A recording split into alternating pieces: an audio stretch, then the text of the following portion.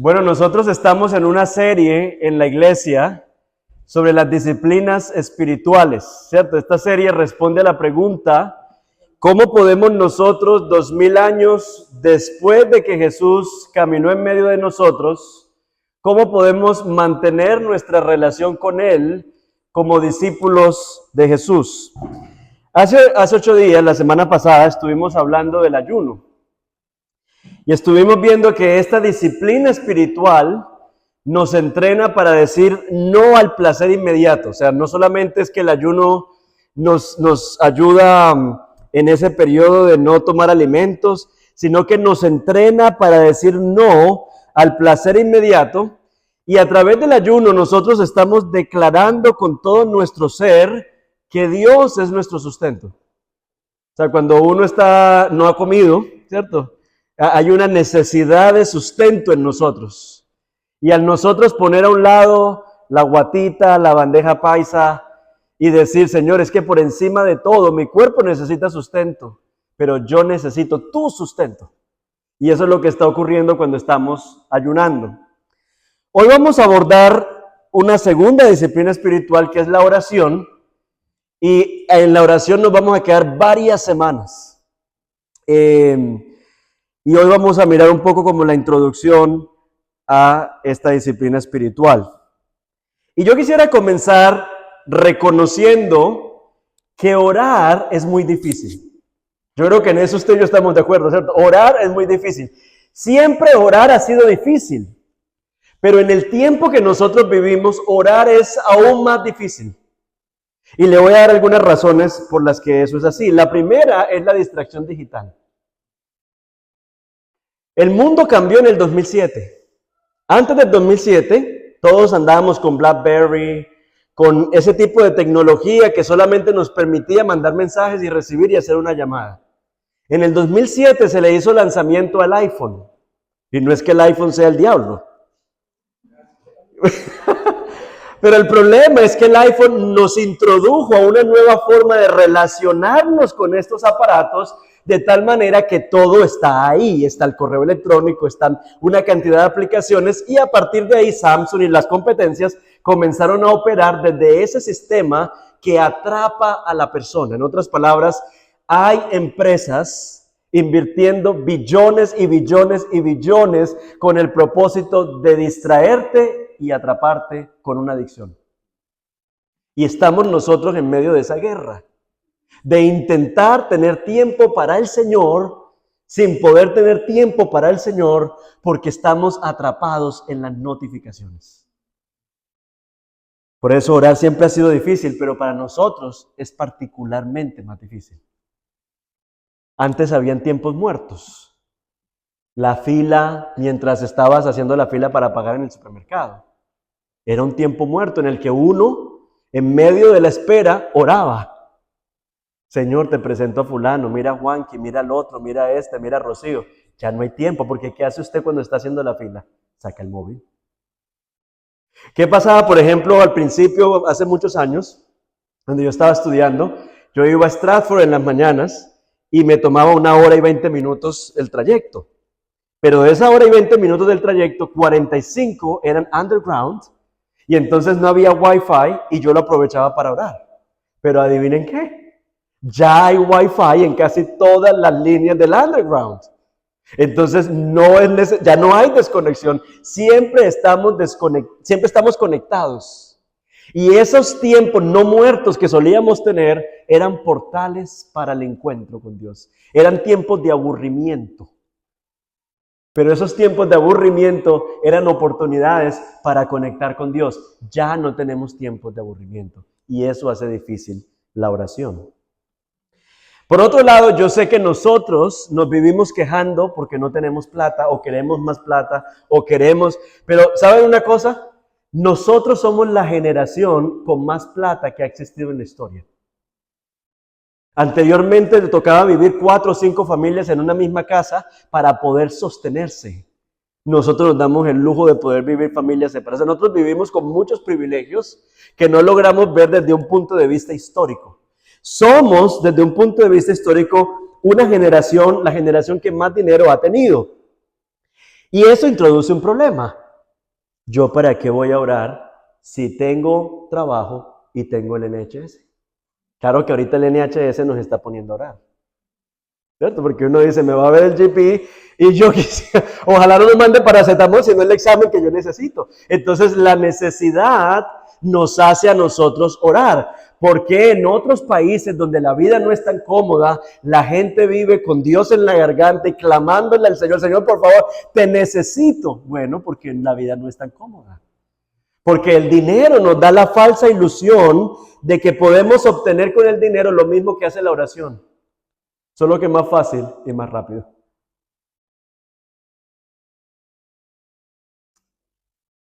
Pero no solamente el dinero nos da como esa sensación de control, sino que con el dinero vienen más posibilidades. Entonces uno está aquí y uno dice, no, es que necesito viajar a Grecia. Y en la tarde, ¿qué vamos a hacer? No, mejor nos vamos a jugar bolos. O sea, ¿por qué? Porque tienes plata. Ustedes recuerdan la crianza de algunos de ustedes. A mí me tocó en la casa. O sea, el ritmo de vida que llevan mis hijos, que todos los días que soft play, que no sé qué soft play, no sé qué, que esto, que lo otro, eso lo podemos hacer porque tenemos la plata para hacerlo. ¿O cómo fue la crianza de ustedes en la casa? Tirando pata en la calle, ¿cierto? El balón, lo que pudiera, escondidijo. Era lo que nos podíamos permitir. Con más dinero vienen más oportunidades, pero sí estamos más ocupados. Y al estar más ocupados, tenemos menos tiempo para la oración. Por otro lado, tenemos el problema del secularismo, que ha sembrado en nuestra cultura la pregunta, pero ven, ¿sí fue Dios el que hizo eso? En otras palabras, no es que el mundo pueda existir sin que Dios lo gobierne. Y entonces dentro de nosotros hay un ascenso en el trabajo y siempre está la duda allí. Pero bueno, eso es porque yo soy muy buena empleada. ¿Eso fue Dios o soy yo? ¿O es que mi jefe es muy buena gente? ¿Esto es Dios o es coincidencia? Y esa semilla se ha sembrado en el corazón de esta generación, de esta cultura, y eso nos afecta a nosotros también. Entonces, ¿para qué orar si parece que las cosas van muy bien sin que necesariamente Dios esté en el asunto? Otro tema es la falta de disciplina.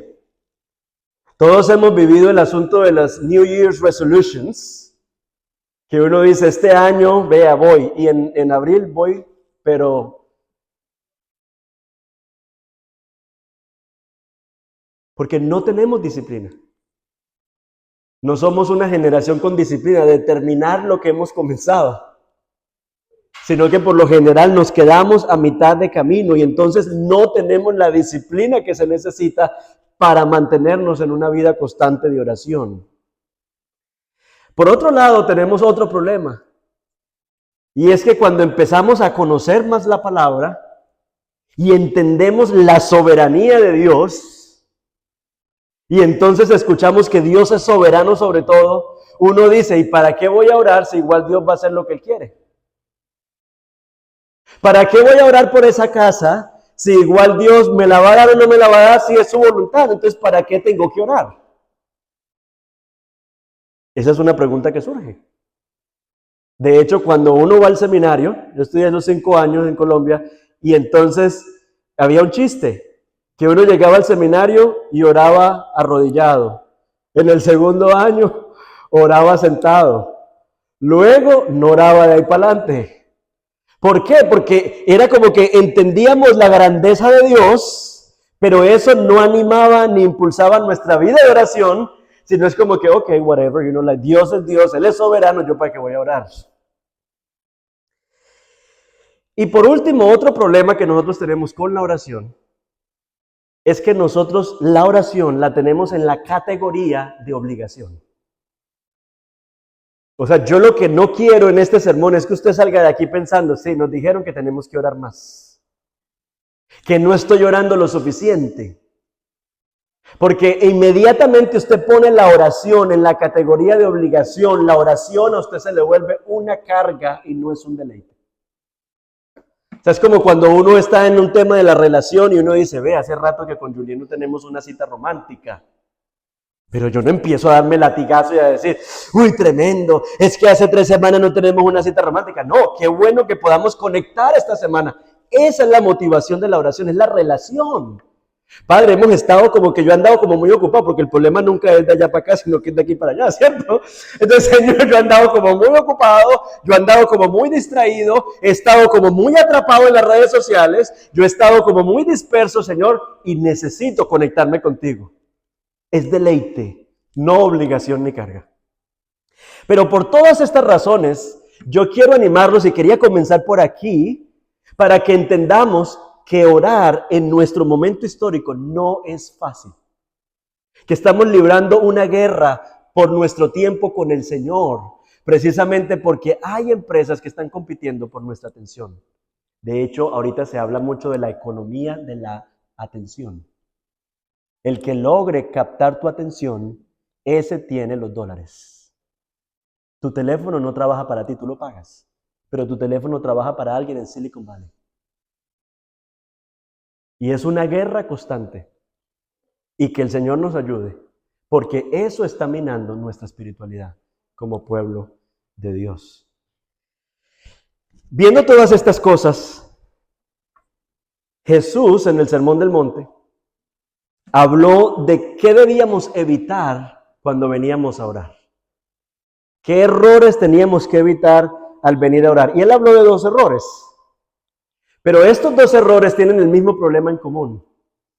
Y es cuando yo me hago el protagonista de la oración. Miremos el primer error. La oración como espectáculo. En los versículos 5 y 6 dice que los fariseos estaban orando para ser vistos por los hombres. Que ellos estaban orando con el propósito de ser vistos por los hombres. En otras palabras, detrás de este teatro religioso, lo que se esconde es el orgullo. Eso es Mateo capítulo 6, versículos 5 al 6, diciendo que los hombres salían a orar en medio de las esquinas de las plazas para ser vistos por los hombres. ¿Cuál es el problema? Que Dios no es la audiencia de esa oración, sino que el propósito es que me vean. Miren qué tan espiritual soy. Por eso el orgullo tiene algo muy interesante y es que nos tienta a cuando nos toca orar en público, a que nuestras oraciones sean más elocuentes. Jesús, por ejemplo, dice, muchos de ustedes oran en público muy bonito y no oran en secreto. O sea, ustedes no tienen una relación con Dios. Lo que hacen es show y espectáculo. Eso nos pasa también cuando nos vemos tentados a publicar en el Instagram justo en la hora pico. Cuando uno sabe que hay más gente por allí para que le den a uno like. O a usar palabras rebuscadas cuando estamos orando en público. Una hermana, no en esta iglesia, en la iglesia del Este, me dijo un día, a mí siempre que me pedían orar en público, yo no lo hacía. Y la excusa que sacaba era, no, es que yo soy muy tímida. Pero luego el Señor me confrontó y me di cuenta que la razón por la que no quería orar en público era por orgullo. Porque yo no sentía que era muy elocuente y estaba pensando, ¿qué va a decir la gente cuando me escuche? Que mi vocabulario, que soy bruta, decía ella. Y yo, hermana, ¿cómo se le ocurre pensar de esa manera? Pero lo que se esconde detrás de ese, yo no quiero hacer, es orgullo. El orgullo de cómo me va a percibir a mí la gente porque estoy muy preocupado por mi reputación. Hermanos, a mí me confronta muchísimo esto porque esa manera de pensar, de ser visto por los hombres, Jesús lo ilustró en la parábola del fariseo y el publicano. Y dice el texto en Lucas que el fariseo estaba orando hacia sí mismo. O sea, el fariseo estaba de alguna manera en su oración con un monólogo narcisista diciéndole, Dios, te doy gracias porque no soy como los otros, porque no soy como este publicano, porque yo sí esto, yo sí lo otro. O sea, estaba felicitándose por su superioridad moral. El fariseo. Y yo creo que aquí hay un problema cuando nosotros no estamos orando, pero sí nos animamos a orar en público, pero no en privado. Quiere decir que Dios no es suficiente audiencia para nosotros orar. Yo no sé si ustedes saben la práctica que ha existido aquí de que el primer ministro tiene una audiencia con la reina o con los que se vieron The Crown. Saben que era así, 10, 15 minutos les daban para el primer ministro ir a hablar. Es una audiencia. Pero ahí no hay que llamar ni al cocinero, ni al que esto, ni al otro. No, tiene una audiencia con la reina, con el rey. Nosotros, eso es lo que está diciendo Jesús. Ve a tu audiencia, cierra la puerta. Que Dios es la audiencia de tu oración. O sea, si nosotros dimensionamos que tenemos la posibilidad, acceso por la cruz al trono de la gracia, o sea, a la audiencia con el rey, que tenemos la oportunidad de ir ante la persona más importante del universo, que resulta ser nuestro Padre. Si nosotros entendiéramos eso, hermanos, yo creo que todos aquí oraríamos más. Porque entenderíamos el privilegio tan grande que tenemos de poder venir ante el Señor. Pero el segundo error que Jesús habla es orar como un mecanismo de manipulación. Y aquí es donde dice las vanas repeticiones, creyendo que la técnica correcta va a producir resultados. Y en el primer siglo eso ocurría muchísimo. O sea, para que la gente, sus oraciones fueran efectivas, tenían que ir en peregrinaje a tal parte, tenían que ir ante un oráculo, tenían que decir las fórmulas apropiadas en el momento apropiado para poder manipular a las deidades. Y Jesús, en medio de ese mundo de rituales, Jesús dice, deja tu vaina, métete a la puerta, cierra tu puerta, habla con tu padre que él te escucha. Revolucionario.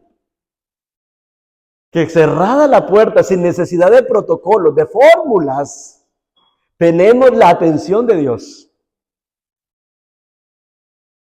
No necesitamos orar por horas para ser escuchados. No tenemos que estar en el lugar correcto, en la postura correcta para ser escuchados. No es como enseñan en algunos lugares que usted tiene que hablar en lenguas y todo el asunto para poder ser escuchados. Porque miren ustedes lo que Jesús está corrigiendo.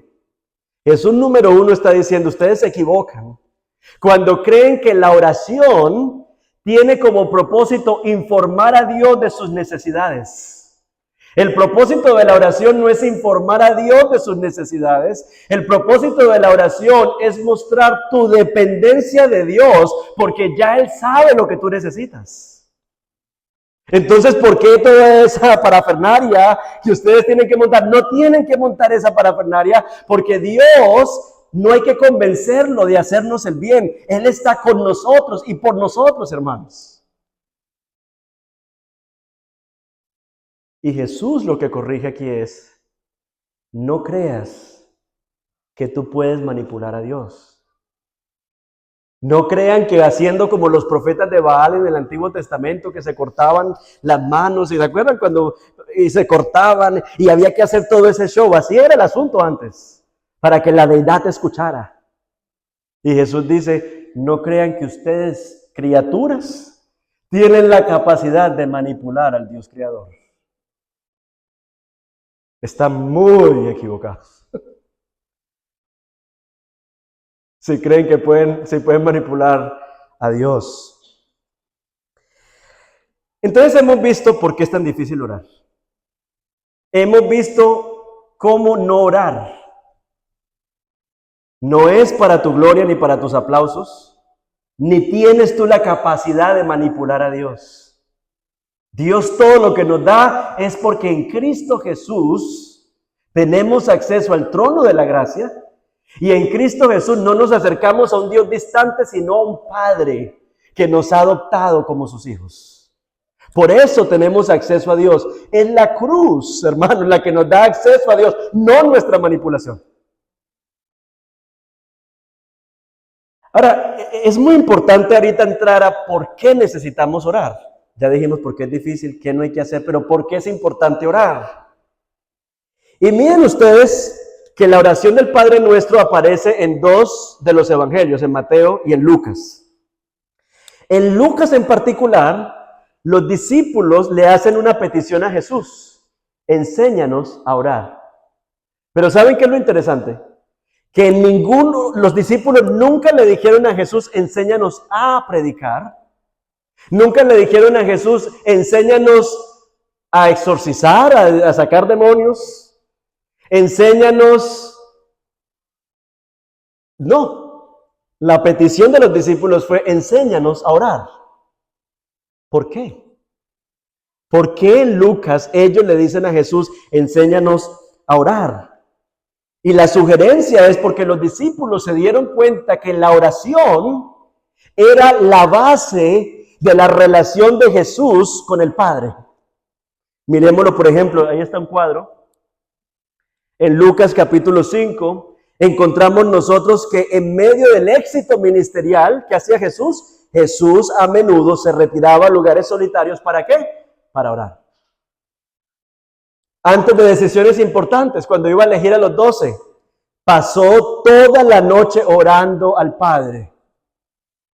Lucas 9, en momentos de enseñanza, dice que oraba en privado.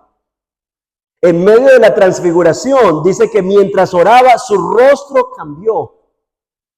Y entonces, esa es la progresión de Lucas. Lucas 5, Lucas 6, Lucas 7. Los discípulos empiezan a decir, pues un momentico. Es que todo lo que vemos, que milagros, que esto y que lo otro, es un resultado que fluye de esa vida de dependencia que tiene Jesús del Padre en oración. Enséñanos a orar. Necesitamos orar porque la oración nos conecta con la fuente de vida en el reino de Dios. Pero hermanos, hay otra razón por la que necesitamos orar. Y es que la oración combate el orgullo en nuestras vidas.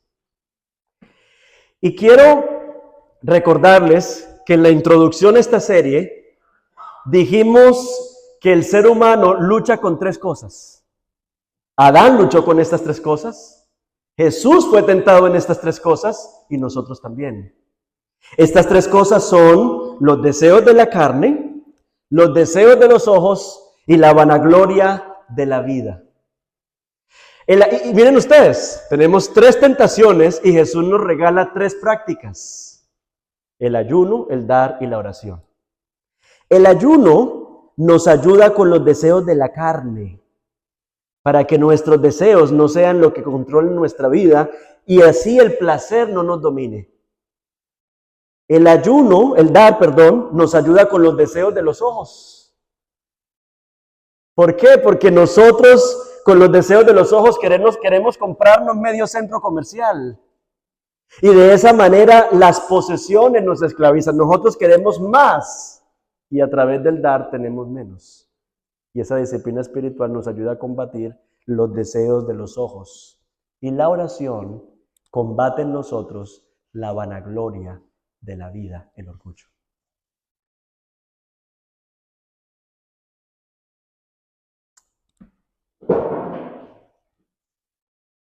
Yo recuerdo en una oportunidad, cuando estábamos comenzando con el proyecto de Fe y Vida,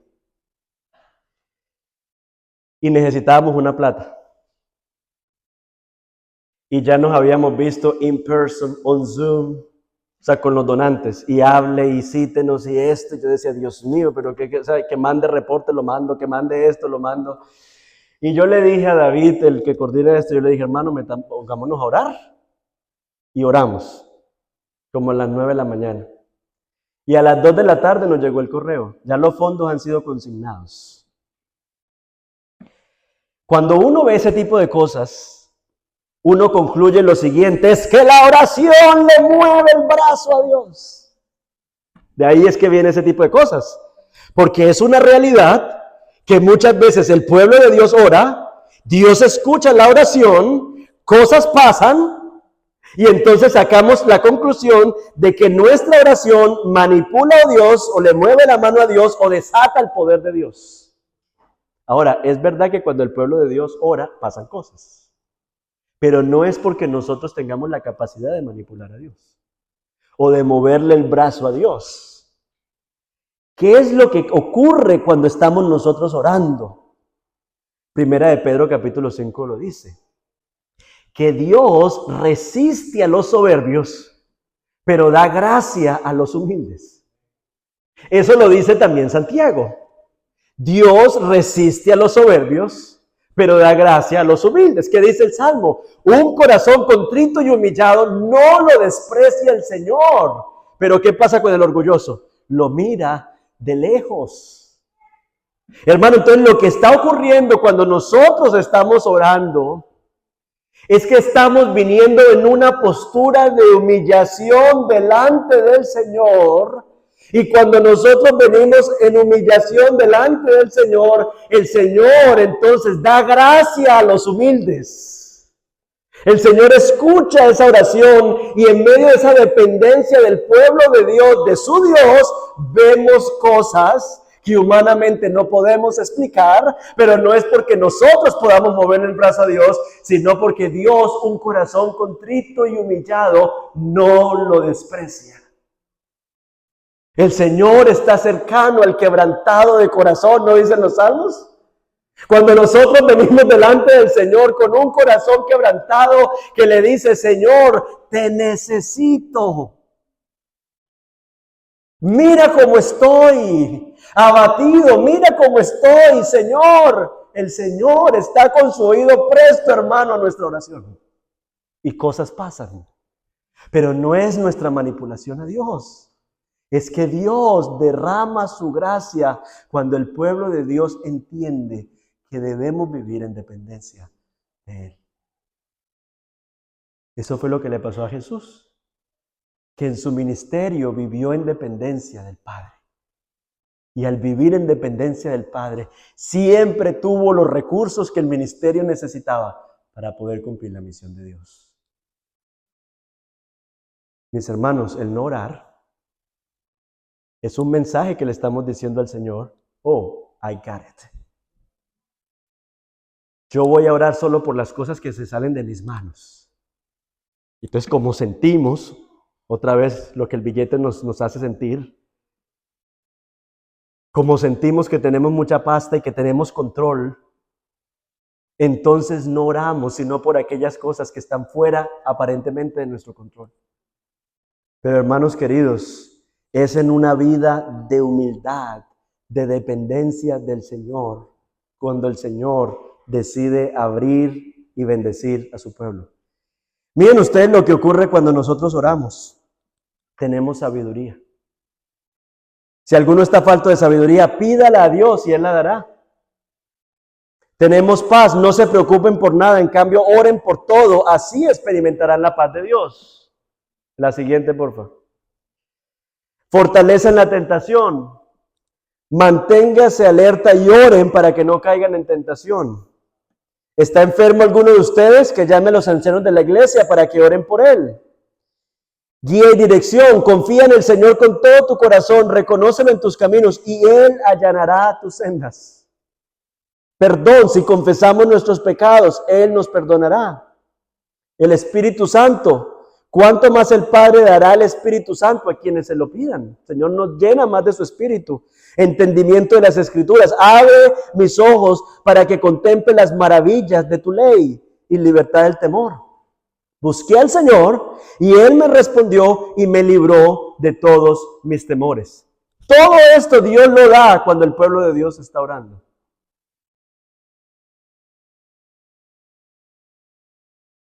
Y por eso, hermanos, hay consecuencias de no orar. Una de esas consecuencias de no orar es el rencor. Después del Padre Nuestro hay 3 sesiones. Una tiene que ver con el perdón, otra tiene que ver con el dinero y otra tiene que ver con la ansiedad. Cuando usted y yo no estamos orando, la ofensa se vuelve un rencor, porque el Padre Nuestro te invita y te lleva a perdonar. Y si somos honestos, muchos de nosotros por eso preferimos no orar. Porque sabemos que tan pronto digamos, Padre Nuestro, el Señor te va a decir, ¿qué hubo? Y entonces, ¿para cuándo?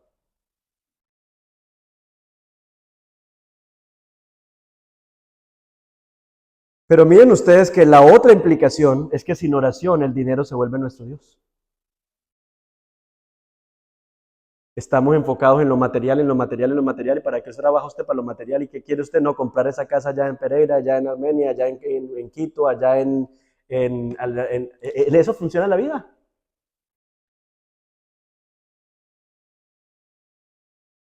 Y sin oración, la ansiedad nos va a paralizar. Yo hay una cosa que he entendido, y es que hay una diferencia enorme entre orar y rumiar. Ustedes saben qué es rumiar, ¿cierto? Y nosotros somos muy buenos para rumiar los problemas. ¿Y qué va a pensar la gente? Y rumiamos, y rumiamos, y rumiamos, y rumiamos, y rumiamos, y no podemos dormir, y rumiamos. Y ahí empieza la ansiedad en la cabina de mando.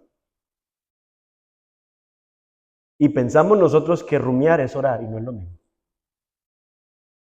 Porque rumiar es yo mantener el problema aquí en mi cabeza. Y orar es yo exteriorizar ese problema y traérselo al Señor en oración, que es lo que vemos en los salmos.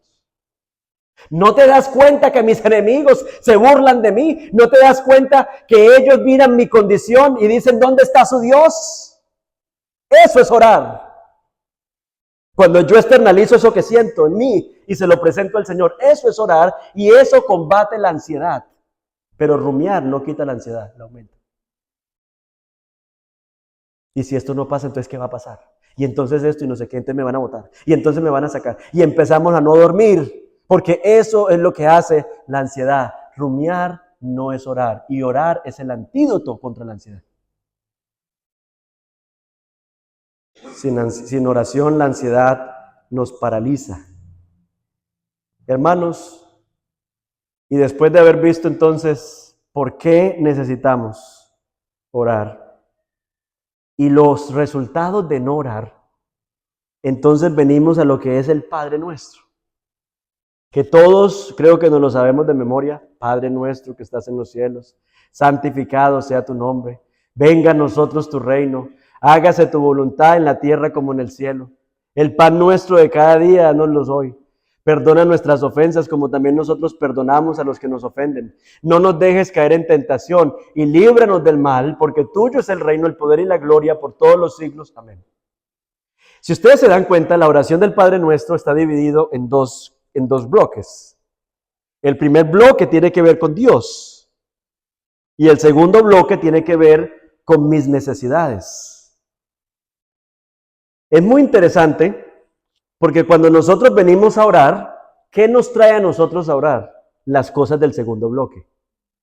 ¿Cierto? ¿O no? Usted no dice, uy, me voy a pegar una orada porque tengo unas ganas de ver el reino de Dios florecer en esta tierra. No. Usted dice, uy, esa hipoteca no me la están aprobando allá en el banco, este abogado, ¿qué le pasa? Señor, necesito que metas la mano, ¿cierto? Nos traen las cosas que tienen que ver con provisión. El segundo bloque son 3 P's. Provisión, perdón y protección. Y normalmente esas 3 cosas son las que nos traen a la oración. Y entonces lo primero que Jesús nos enseña con el Padre Nuestro es que venimos a orar y al venir a orar reconocemos que tenemos las prioridades equivocadas. Tim Keller lo dice de esta manera: podemos creer en Dios, pero nuestras esperanzas más profundas residen en otras cosas. Oramos principalmente cuando nuestra carrera o nuestras finanzas están en problemas. Por eso cuando todo va bien no se nos ocurre orar. Entonces, cuando nosotros venimos, hermanos, a la oración, el Señor inmediatamente es como que nos ancla, nos reajusta las prioridades, y precisamente de eso se trata la oración, de reordenar nuestras prioridades. Tomás de Aquino dice, en esta oración, no solo pedimos por las cosas que deberíamos desear, sino en la secuencia en que deberían ser deseadas. En otras palabras, el Padre Nuestro no es una lista de peticiones, sino que es parte de la formación espiritual de nosotros como discípulos, que siempre venimos al Señor por las cosas del segundo bloque, y cuando venimos a la oración, el Señor nos recuerda que hemos sido perdonados, el Señor nos recuerda que hemos sido amados, El Señor nos recuerda que Él es nuestro Padre. El Señor nos recuerda que las cosas más importantes que necesitamos, ya Dios nos las ha dado en la persona de su Hijo Jesucristo. Y que estas otras cosas que estamos deseando, mejor dicho, en palabras del apóstol Pablo, el que no escatimó y ya te dio lo mejor al Padre, voluntad, reino, ¿cómo no te dará las otras cosas? Provisión, protección y perdón.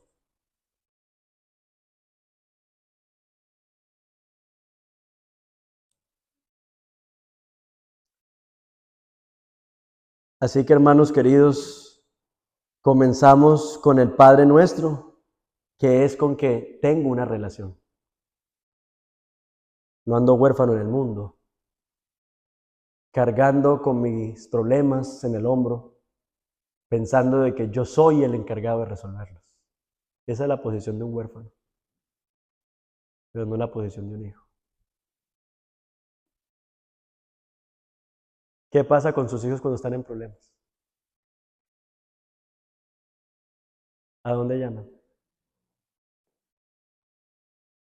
Muy triste el que está huérfano, muy triste el que ya sus padres murieron. Nosotros no andamos con un papá ni muerto, ni andamos en orfandad. El Señor nos ha dado ese regalo. El perdón de pecados es el mayor beneficio de la cruz. Pero la adopción es el mayor privilegio de la cruz. Tener acceso a Dios. Es que, hermano, solamente con que eso aquí, ya usted, mejor dicho, tenemos acceso a Dios, al Padre. Santificado sea tu nombre. Señor, yo busco tu reputación, no la mía.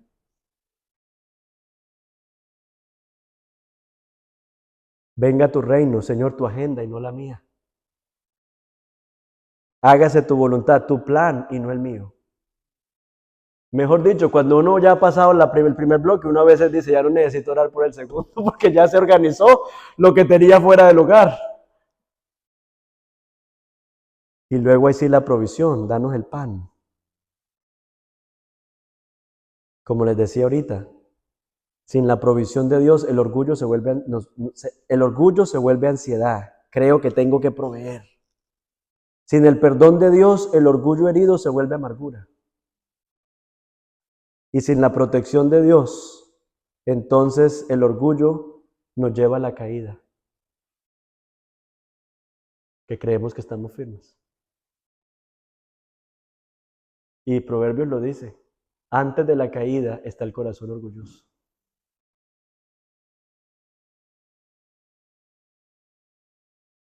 Pero en términos de cómo orar, hay un elemento muy interesante aquí en la oración del Padre Nuestro. Y es que no dice, mi pan de cada día, dámelo. Sino el pan nuestro de cada día, dámelo hoy. Y uno dice, pero ¿cómo es eso? Si me dice que me vaya a mi pieza, cierre la puerta y le ore al Padre, pero que cuando le ore al Padre le diga, el pan nuestro de cada día, dámelo hoy. Claro, porque si yo voy y me encierro y solo oro por mis cosas, eso está profundizando mi ensimismamiento. ¿Cierto? Y entonces oro solo por la peluquería, solo oro por Rocío, solo oro por Anadanerio, solo oro por el carro, solo oro por República. O sea, solo oro por mí.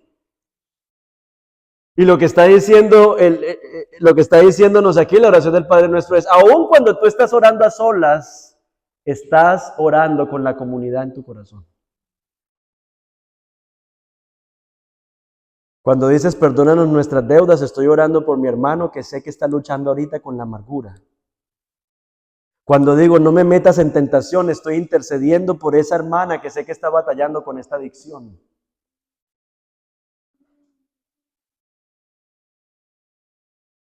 Y por eso algunas sugerencias, hermanos.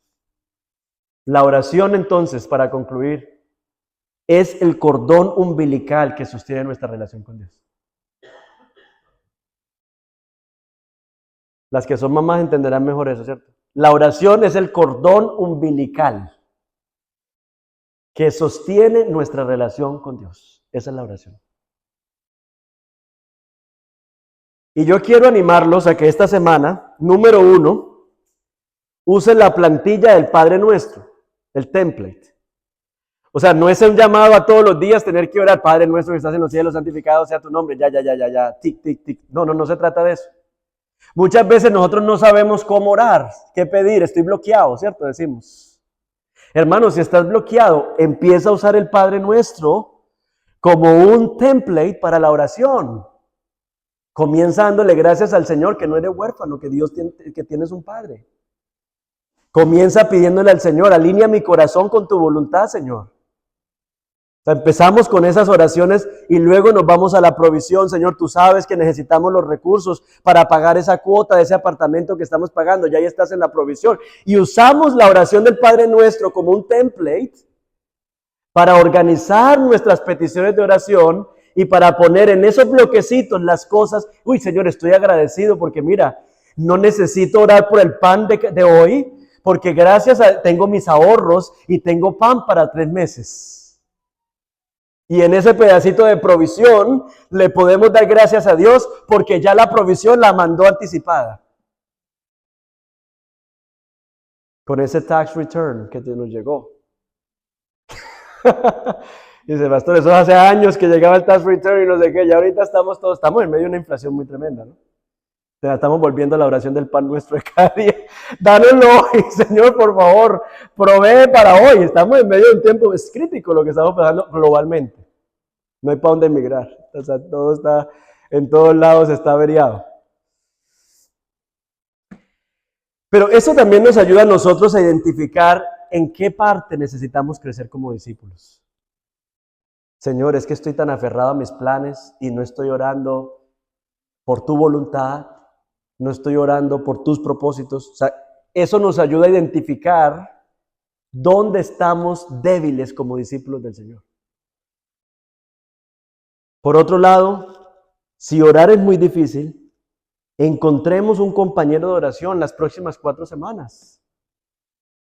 Hermana, por favor, el miércoles vamos a reunirnos para hablar de cómo vamos con ese tiempo de oración.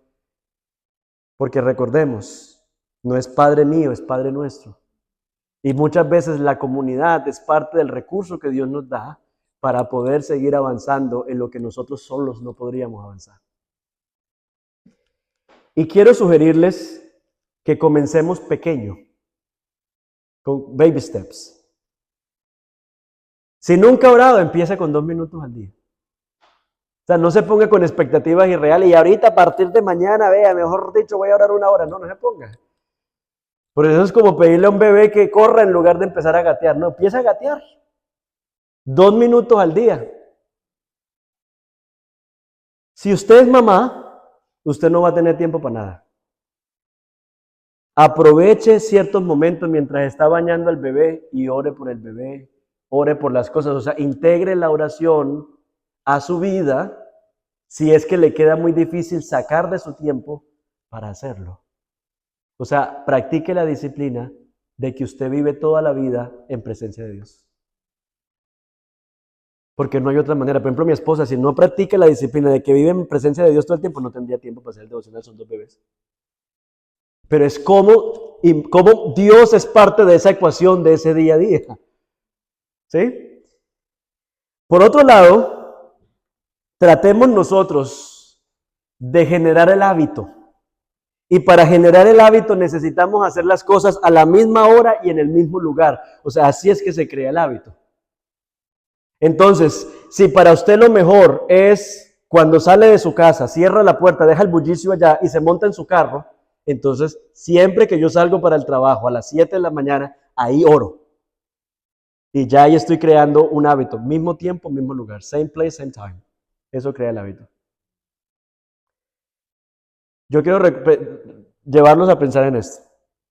Es mejor 2 minutos consistentes que 1 hora de vez en cuando. Porque eso no crea hábito. El hábito de vivir en dependencia del Señor. Eso no crea el hábito. Y esto no se trata de puntos. Porque es como decir, no, yo esta semana no oré, pero vea, el viernes me pegué una orada que valió por las de toda la semana. Porque no se trata como de nivelar la balanza, y de que ya estaba en déficit y ahora como que me he puesto a través de mis propios méritos en balance positivo con el Señor. De eso no se trata, hermanos. Se trata de cultivar una relación de dependencia de Dios. Si la oración es el cordón umbilical de la vida espiritual, un bebé no puede estar pegado en el vientre del cordón umbilical solamente una vez por semana. Tiene que vivir enchufado a la mamá para recibir de la mamá lo que necesita para poder sobrevivir. Hermanos, necesitamos orar. Y necesitamos hacer todo lo que esté en nuestras manos para quitar las distracciones y que el Señor hoy nos dé como regalo el deleite de encontrarnos con Él en la oración. Que si es una carga y una obligación, no. Pero si es una relación, uno quiere cultivar, nutrir las relaciones. Y la oración es la forma en la que nutrimos y cultivamos esa relación con el Padre. Así que, hermanos, todos nos encontramos en momentos de vida distintos, pero todos estamos necesitados de la misma gracia de Dios. Así que, hermanos, yo los animo a que vivamos en humildad y esa humildad se traduzca en tiempo de oración. Que el Señor es el que levanta nuestro rostro, el Señor es el que defiende nuestra reputación, el Señor es el que llena nuestras manos, el Señor es el que nos da la sabiduría que necesitamos, el Señor, el Señor, el Señor. De Él viene todo lo que necesitamos.